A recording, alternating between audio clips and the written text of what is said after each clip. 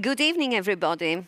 We are here in the Buchmesse, Frankfurt Buchmesse 2021, and I have the honor to have an excellent panel discussion with the Deputy Minister of Culture and Sports of the Hellenic Republic, Mr. Nicholas Getromanoulakis, and the CEO of the Library of Zealand and IFLA Treasurer, Perry Moret. By the way, I didn't forget it, but I wanted to say this right now. My name is Tonia Rachova, and I am the IFLA President-elect and the President of the General Council for Libraries in the Ministry, the Greek Ministry of Education. So, I'm going to start from our Minister. Nicholas, please tell us what is your opinion and what are your main thoughts about libraries and cultural institutions and how you see their future together. Thank you, Tonya. Well, COVID, I think, put a lot of things into perspective in the way we are examining the book industry and the book ecosystem. And of course, libraries are an integral part of that ecosystem. Sometimes, though, it seems, at least in the case of Greece, that there are a lot of moving yet disconnected parts. So I think an important thing going forward and moving forward is to figure out ways where we can actually connect all these institutions so that we can maximize their impact. The book industry and the book sector in general has been affected, as every cultural sector actually, by COVID. Libraries had to remain closed for a long time, and so did other institutions. And this also, I think, created a discussion about the role of all of these institutions and how they can become more resilient in the future and how they can actually enrich their role, especially under this light. I've been observing, for example, IFLA's campaign on about fact-checking. And I think this is a good example on how the role of libraries is actually evolving. It's not just an aggregator of content anymore. It's not just a place, a physical place where you have books, you store books that people come and get. I think it is a place where information scientists can play an important role in actually providing the skills necessary to the public to analyze and evaluate and assess all this information that is out there. There was a time where we didn't have enough information and libraries played the role to provide this information. Now, as we have tons of information, the role of libraries is also changing, and I think it's more about evaluating and assisting people to assess this information. But in order to do that, first, we need to give libraries the skills in order for them, in their turn, to provide these skills. So I think it's really important to develop such projects like the ones we're now designing in Greece, within the framework of the Resilience Fund of the EU, on how to actually increase both the capacity and the skill building, and we build the capacity and the skills of the book industry, including libraries, the book sector, including libraries, but also how we adapt and we evolve and we transform digitally this entire ecosystem. So the only way actually to move forward, to just close the way I began, is if we connect disconnected dots that exist out there and create a holistic strategy towards this end. Yeah, I think this is a very important point because without having this kind of holistic strategy, Nicholas, that you just mentioned, and create synergies, because I think that in many issues, people are doing things that the others, they don't know. So this really creates a mess that it shouldn't be. And this holistic strategy could really be very helpful in solving solving these kind of problems that really raise up, especially in these high risk management periods like the COVID-19. And I think one of the best practices, a worldwide example, is the Netherlands. And now I give the floor to my dear colleague and one of the most prominent worldwide librarians, and not only, Perry Moret, to give to us his ideas and, of course, his experience. Perry. Okay, thank you, Tonia, and I'm humbled to be in the presence of a Greek minister and the next IFLA president. So it's something big for me. What can I say about the Netherlands? It's interesting your plans with in Greece, and how dreadful this COVID period has been, of course, also for libraries and, well, basically everybody. It gave us a chance to think about the library system in the Netherlands. And what happened in this 1.5 year of COVID-19 was that in the Netherlands there came to be a library covenant, as they say it, including all persons like the Ministry of Culture, the National Library, the Library Association, and all public libraries, about 150 in the Netherlands. So there's now a library covenant. Basically, these are guidelines for the future. And as we are talking about culture, culture is a very big deal now for public libraries. This was not in every case in the Netherlands so, but there's now an explicit, and I think it's of 5 new tasks, it's the 4th task, I think, and it says libraries are here to distribute culture, but also to make that the library buildings are meeting places for people to enjoy culture and literature, those sort of things. So we're in the middle of this, and it's exciting, and it's for lots of libraries. It's new tasks, and well, after COVID is finally finished, I hope we enter a new age with culture. Yeah, this is really important. And I have to say that listening from both of you, I really want to make a remark that one common thing between the three of us, except from, the three of us, we are book lovers, and except for our humanistic background, the three of us, we have studied management, business, and economics.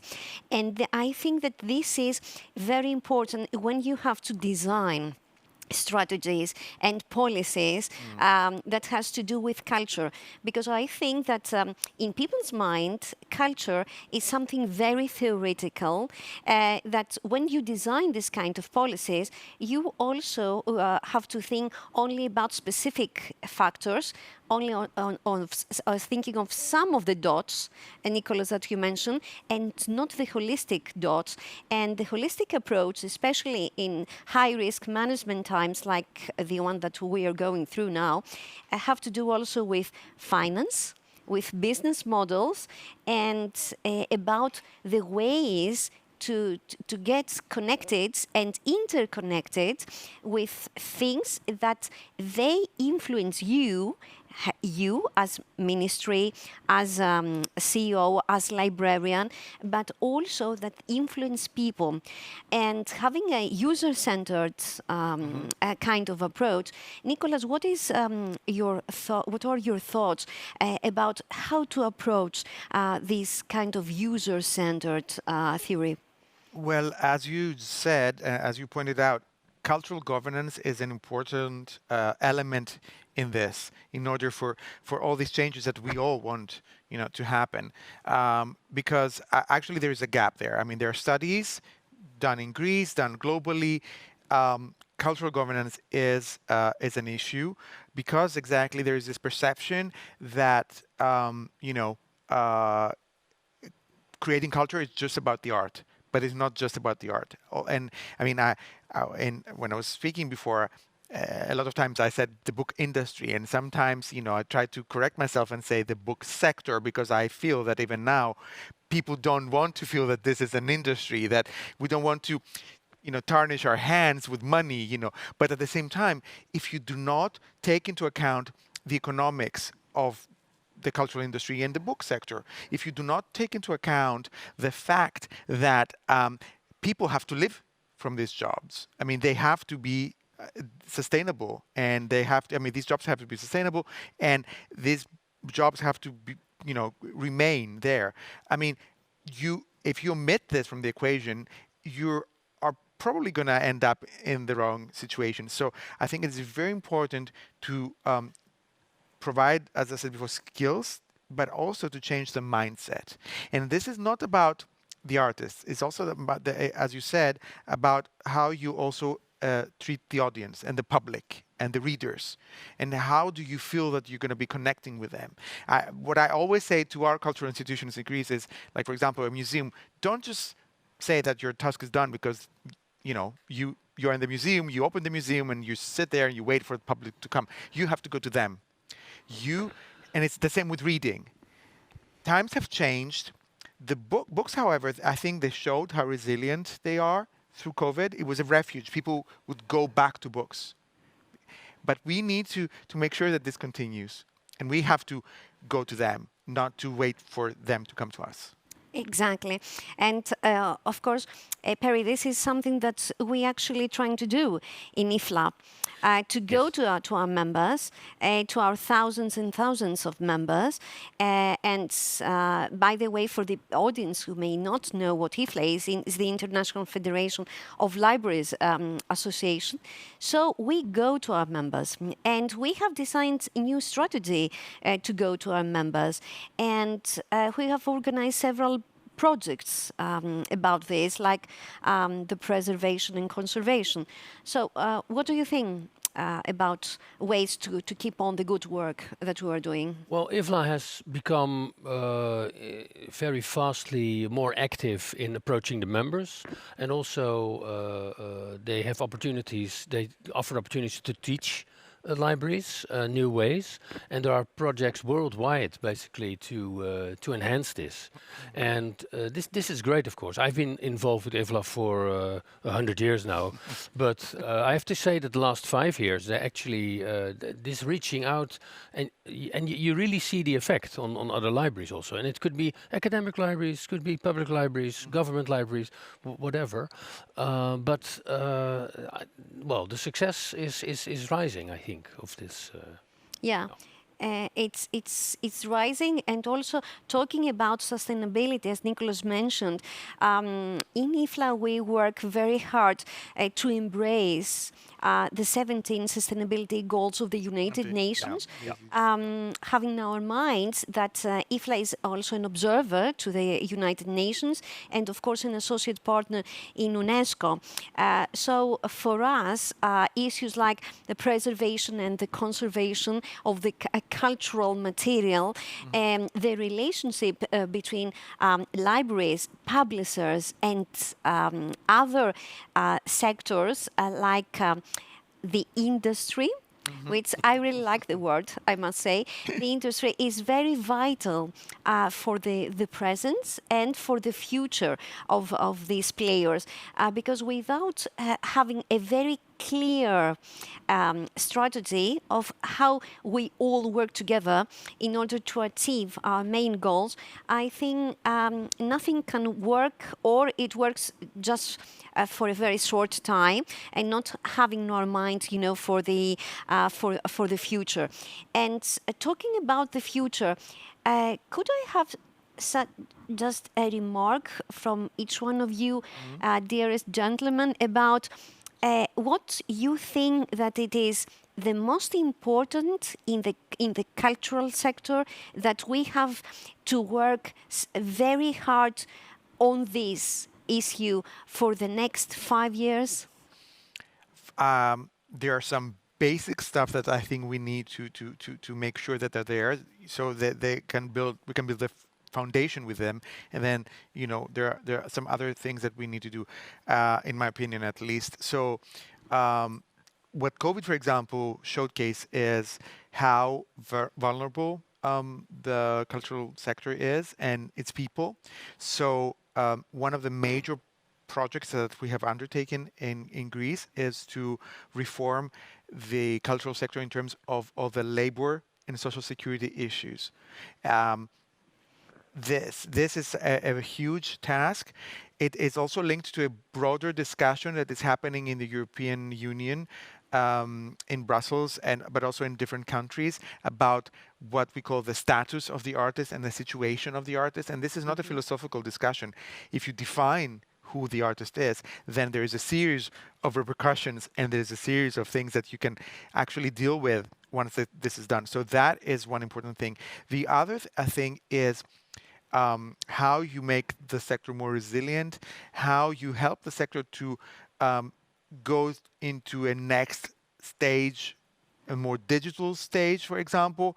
Many people are afraid of that. They're afraid that we're going to lose the touch, the real, real live theater, live performing arts, real libraries. No, that is not the point, and that is not the case. The case is how you add to it. It's not how you subtract or remove things from it. It's just how you add layers that will actually make you even more effective. And I think this is a great challenge that we have to face. Yeah, okay, for sure. It's the added value. So, Perry, in IFLA, what specific is the added value that we should put in our strategy for the next 5 years?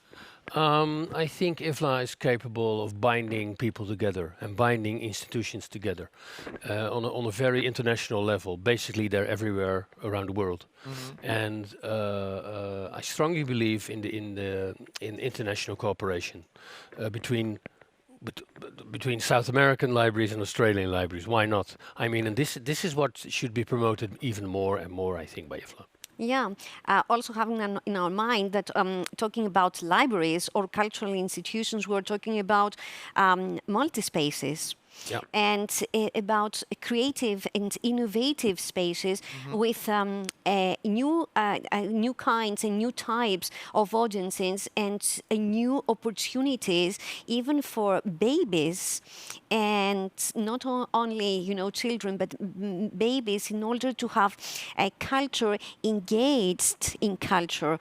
And I think this is very important. And COVID, except from the millions of problems that created worldwide, it's in many cases it showed us how to get through situations that we never thought of. And there is a saying, I know, that closely the unthinkable becomes thinkable. So I think it is a new way of rethinking our cultural institutions, as Nicholas, you just said, not only to have theatrical performances live, but also virtual, and also rethinking the opportunities that the libraries have to offer, and also from the strategical point of view, how big organizations like ministries and libraries association and also in the international field can really work together in order to achieve their goals in the best way that we have. Yep. So, gentlemen, one last sentence from each of you, and I would like just to ask you, what's your biggest dream about your field that can be fulfilled the next year, the coming year? Ah, wow. I will go back again to what I said before, the fixing the basics. COVID was a catalyst. It brought all of the dysfunctionalities of the sector up in the surface. So this is an opportunity. I mean, it was a horrible situation. It was a difficult time for everyone, but it's also an opportunity, a silver lining in this cloud, to actually have an honest discussion about these things and sit down and actually fix things. And I mean, that would be that would make me elated. I mean, because I think this is a priority, and because that will enable things to be built upon. So that. Personally, I'm very confident that you are going to achieve, because you are a doer, and we are very proud to have you as a minister. Oh, thank you for saying that. Perry. Well, you talked about dream, and I was going to say we are going to fight against inequality, which is, of course, one of the 17 Sustainable Development Goals of the United Nations. But I don't think we can achieve it within 1 year. So this will be the long-term dream. My short-term dream is, and we're basically already working on that in the Netherlands. By the way, I work in the south of the Netherlands, a small province, Zeeland. And what we did during COVID was to collaborate with all the cultural institutions. So the music school, the museum, the archive, the Heritage Foundation, and because we have the biggest building in Zeeland for this sort of institution, we invite those others. Okay. If you want to have a performance, please do it in our building, and it's simple but practical. It works. Yeah. No, it works. It worked also. I mean, we started the project in Thessaloniki, the second largest city of Greece. Sorry, during COVID. We have 7 cultural institutions that we supervise as Ministry of Culture in Thessaloniki, and before COVID, they didn't collaborate. Yeah, yeah. So Yeah. simple but effective. Yes. So it is an open invitation, I think, for cultural institutions and libraries to work together. And as Greek, I would like also to underline quite calmly that synergy and dialogue, they are Greek words, and having them in our mind, it is very important in order to achieve serious things. And also in the General Council for Libraries in Greece, we are trying to implement a new policy in order to bring libraries together and in order to have a new, potential, effective and measurable strategy for the near future. And I think there is an open invitation also to the Ministry of Culture in order to work closely Rest assured, together. we shall. And actually, one of our plans is to make sure that the Hellenic Foundation for Culture, which is going to be the main institution regarding the book ecosystem in Greece, will be institutionally linked to the library network so that we make sure that libraries are never left outside the conversation and out of the equation, because they are an integral part of the book policy, of the national book policy. So, gentlemen, thank you very, very much for this vivid, short, but I think substantial, a conversation which we had. And I really wish for the Greek Ministry of Culture, for IFLA, and for all the libraries and cultural institutions around the world, having in their mind the power that we all have to bring people closer to us and to go to people in order to listen their main needs. And my last sentence is to invite everyone to this amazing Buchmesse that every year is holding here in Frankfurt. So thank you very, very much. Thank you.